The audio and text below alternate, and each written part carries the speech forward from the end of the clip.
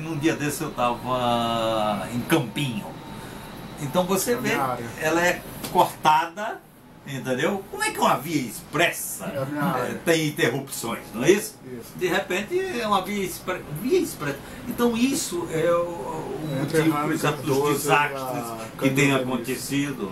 Então é um negócio que não é pensado, quer dizer, que não é planejado, que a técnica ali fica a desejar, a boa técnica. O senhor falou justamente do Campinho, tem uma situação muito engraçada ali na implantação do BRT, que ali em frente à delegacia, a 28ª ADP, ali no Campinho, eles fizeram algumas apropriações, mas não fizeram o suficiente e deixaram, por exemplo, calçadas assim com 1 metro, alguns centímetros de largura. Então um cadeirante ou uma mãe com um carrinho de bebê não pode passar. Né? Ela tem que arriscar a vida e passar pelo meio da via expressa, porque o transporte foi mal planejado para o cidadão. Ou não foi planejado. Mas o que a gente tem dito, bom, eu de formação profissional eu sou engenheiro. Então eu tenho sempre dito, você não pode conduzir nada sem planejamento. Atividades, né, não pode.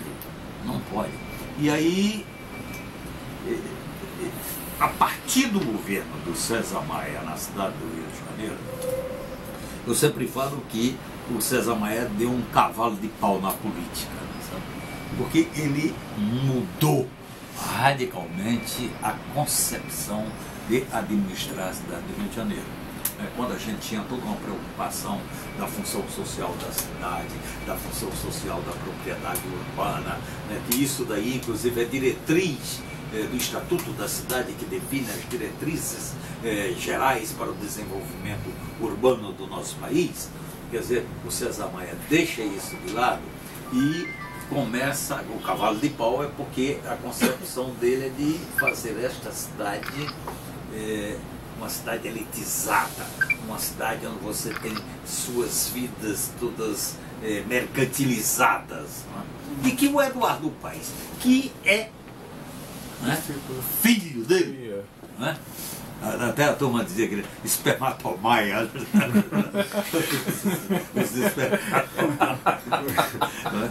Então, está completando. Se isto nós podemos dizer, ou falar com a existência de um ciclo, esse ciclo está sendo fechado pelo Eduardo. Né? Que essas intervenções urbanas que estão acontecendo aí, primeiro, sem nenhum planejamento, né? Opção de você administrar a cidade, isso em invenção ou reinvenção do César Maia, de administrar através de intervenções pontuais e não através do planejamento. Né? E o que você vê hoje, por exemplo, ao se tomar conta dessas intervenções urbanas, as empreiteiras, então você está vendo absurdos. Por exemplo, a obra andando na frente do projeto. Isso não existe na engenharia. Isso não existe na engenharia. E é auxiliado, não é, por o tal do regimento diferenciado de concorrências públicas, né? Onde agora o edital não exige mais que você tenha que apresentar o projeto básico, né? Então você apresenta o custo do valor daquela obra. Você, em cima de que você apresenta esse custo? Ninguém sabe, não há uma justificativa. Então é um negócio bem complicado, entendeu? E aqui no Rio de Janeiro acabou, esse pessoal está nadando de braçada. Há uma verdadeira orgia. Se existe orgia com os dinheiros públicos, né? Seu, meu, nosso, como fala por aí, aqui no Rio de Janeiro, é orgia total. E o que precisa ser feito? O que precisa mudar, ser investigado para mudar essa disparidade de investimento, tanto em infraestrutura, como que a gente estava falando de transporte, tanto em infraestrutura, mas também cultural, essa disparidade entre a Zona Sul e o subúrbio? Isso daí está no modelo concebido por você para administrar a cidade. Quer dizer, a forma como se administra a cidade do Rio de Janeiro hoje, quer dizer, você vê de forma muito clara que o resultado vai ser o quê? Fragmentação e exclusão. Então você fragmenta a cidade, o processo de fragmentação é acompanhado do processo de exclusão socioespacial. E com isso daí você alarga exatamente aquele fosso da tal cidade partida. Então, cada vez mais alargado. Eles não têm muito compromisso com isso daí, porque, e aí o que acontece é o seguinte, esse modelo, já é um modelo que foi, se você for em Paris, por exemplo, você não vê o parisiense morando em Paris.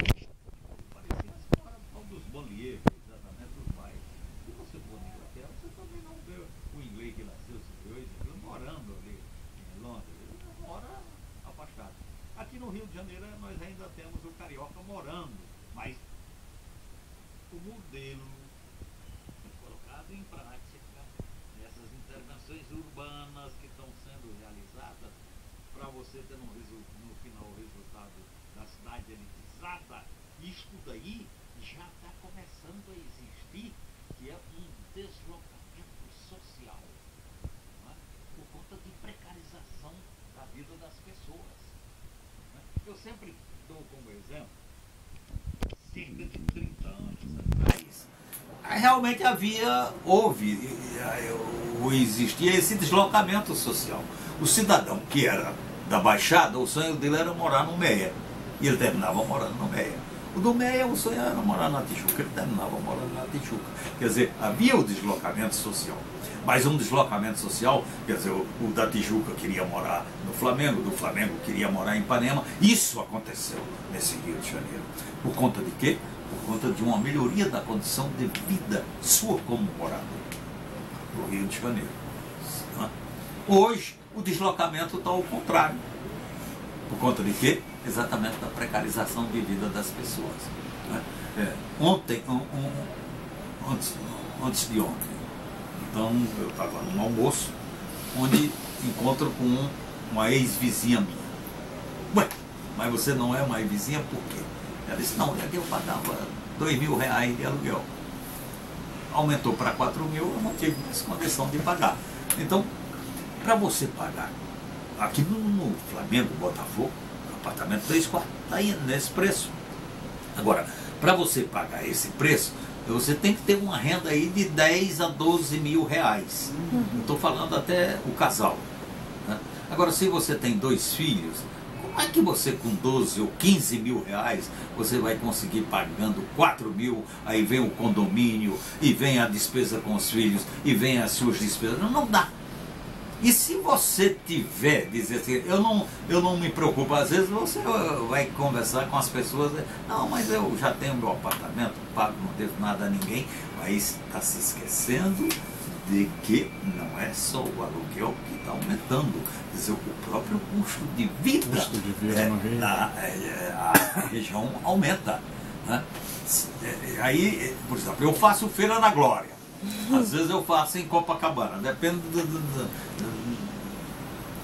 a feira em Copacabana, as mesmas coisas. É muito mais cara a tal da cestinha básica do que na Glória. Entendeu? Então, isso daí, você, com sua vida precarizada, você passa, embora sendo dono do imóvel, você vai ter que alugar o seu imóvel, mudar para distante, porque a diferença do que você paga lá e do que você recebe aqui, para você não cair de forma tão brusca na qualidade de vida que você tem ou na subsistência que você possui. Ok.